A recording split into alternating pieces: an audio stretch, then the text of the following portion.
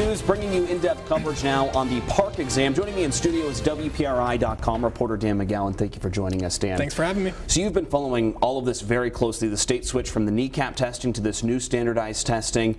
There has been some pushback from teachers and students about all of this. And there were some questions about whether students could opt out originally. Do we know how many students have actually opted out of the test, considering this is day one of testing? Right, so you're exactly right. It's day one. We're told about 19,000 students took the test today. We do not know how many students opted out, and in fact, the Rhode Island Department of Education is not requiring districts to report how many kids opted out. They'll know at the end of the exam, so in a couple of weeks, they'll know how many students didn't participate, but that doesn't necessarily mean they opted out. Could have been sick, there could have been out of school for any number of reasons. Gotcha. Okay. Have you heard any complaints at this point?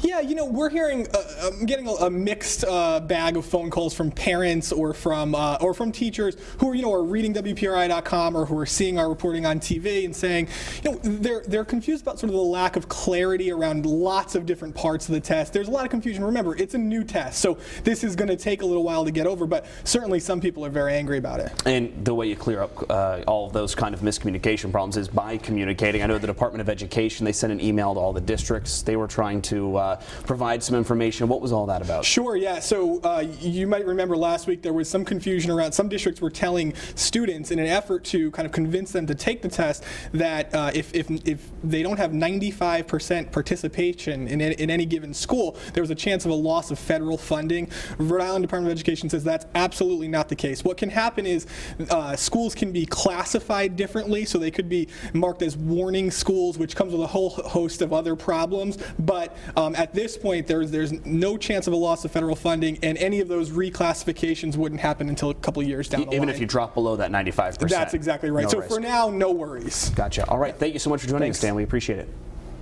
And you can find extended coverage of the PARCC exam right now on WPRI.com. We've been compiling all the latest information on the test, including 12 things every parent and student should know.